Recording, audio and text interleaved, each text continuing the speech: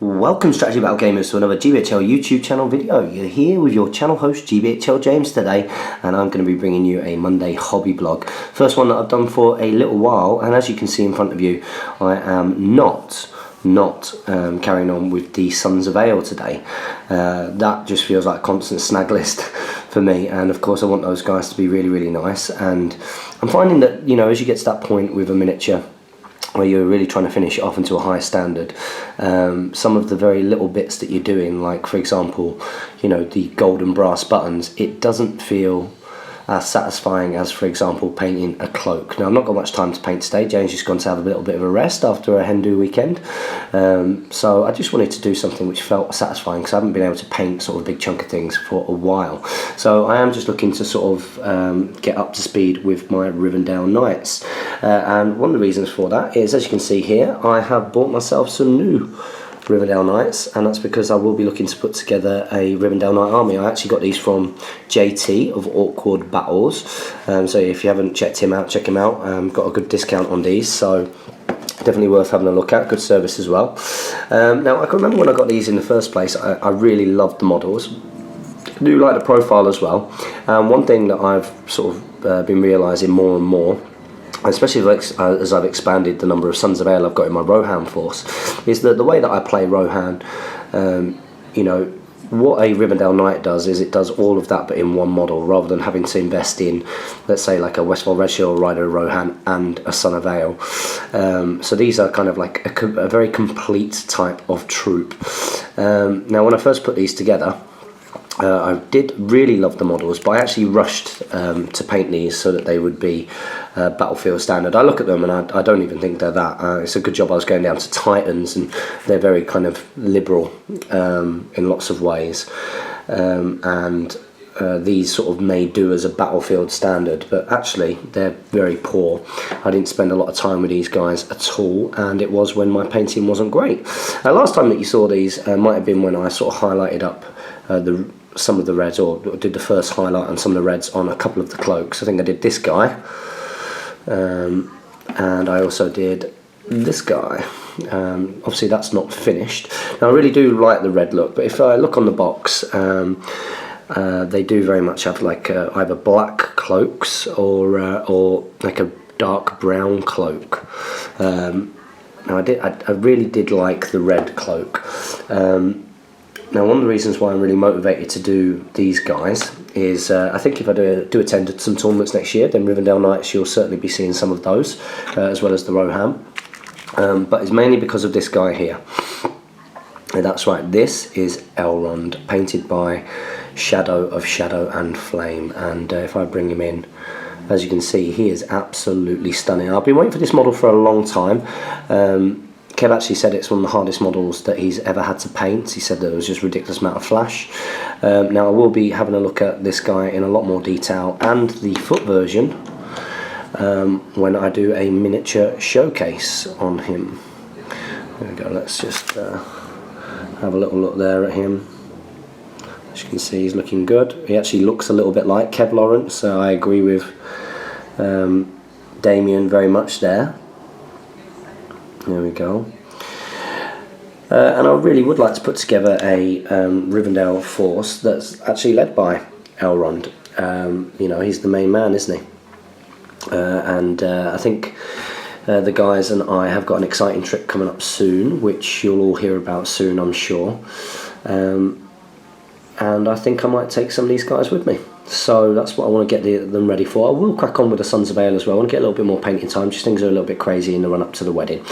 So what I'm going to do now is I'm going to try and make a little bit of progress with them, the ones that I've done so far, and I'm going to really try and make sure when I open up the new box that I really take the time to sort of assemble them properly. If I remember rightly, the instructions for these guys, the way that it told you to assemble, it left lots of gaps sort of where in the helmets and stuff there, which I'm not particularly pleased about. Really what I should do is get myself some liquid green stuff, fill that in, and then just repaint it completely on some of them. You know, same with where the cloaks are connecting and things. It's just such a shame that I rushed to get these guys done. So yes, so I'm going to try and make a bit of progress with them, and then I'll come back if I do make some progress with this hobby blog. So a little bit of a progress update. So I've nearly finished off the cloaks now. These four, I've got two more very fine highlights to do. So I'll just show you where I've got to now. So these are the red cloaks. Hopefully they look okay in a light. Let's try and get them in some natural light there. There we go. So remember, I started off with these guys doing a base colour which was a 50-50 of Mornfang brown and corn red. Let's get another one. Use the natural light rather than the light I've been painting in. That one's not fully highlighted yet, so let's get the next one. And then I worked my way up. Obviously I did my ink wash, I then did that colour over again, I then did a layer of corn red, I then done a 50-50 layer of corn red and Mephiston red, and with these guys I've literally just done, that's a bit too, there we go, literally just finished off a highlight of Mephiston red. So the next step with these guys is to do a highlight of 50-50 of Mephiston red with a little bit of Jakero orange in, just a very, very fine highlight on the edges, maybe even sort of just dry brush those edges, and then a final highlight of the Jakero orange. I do find that sometimes, well, what I'm learning is that highlighting up to colours which are within the colours is a pretty good way to go. So orange tends to work quite well with some of these reds, I have been finding. So that's about as much progress as I've made so far. I might make a little bit more progress later on when Jane's in the bath. And if I do, then we'll come back and carry on with this hobby blog. I've got two more guys who they haven't had the final, the last highlight on yet. This is one of them here. I have to say I really do enjoy painting the cloaks of the Rivendell Knights. They are really, really gorgeous models. Like I say, I'm a little bit gutted that I didn't spend more time with the assembly and doing liquid green stuff and stuff. But yeah, that's where I am now. So hopefully I'll make a bit more progress later on.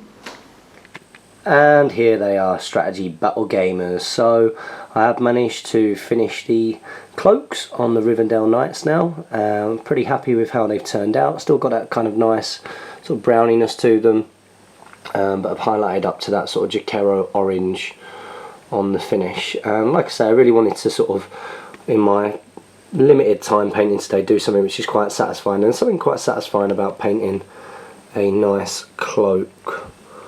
So if I just sort of go in there, I really do like painting reds. I know it sounds like a weird thing, but I think everybody sort of gets into a mode when they're painting, and particular colours they feel more comfortable with than with others. So for those of you who really like doing, or would really like to do this kind of paint scheme, remember I started off with a 50-50 mixture of Mornfang brown and corn red as the base colour. I then inked it with I think I did Agwax Earth shade for this ink. I then went back over it with the Mornfang brown 50-50 with the corn red. Then it was a highlight of the corn red, then 50-50 corn red with Mephiston red, and then just Mephiston red, and then 50-50 Mephiston red with Jakero orange, and then finally just a little light dry brush of the orange around there. Let's just see if we can get a good look at those cloaks. So something a little bit different for you in the hobby vlogs today, and hopefully I'll get these guys finished reasonably quickly. I've decided that I'm not going to go for the grey horses. I did grey horses for the Sons of Eorl and was really happy with how they turned out. However, I did see someone else's colour scheme for their Rivendell Knights. They went for like a champagne colour. So if you're watching this video, I am going to copy what you did. I believe that you gave me a bit of a painting guide on how to do that. But I think what I'll do next with these guys is actually just finish off, ink up the silver, ready for the silver highlight.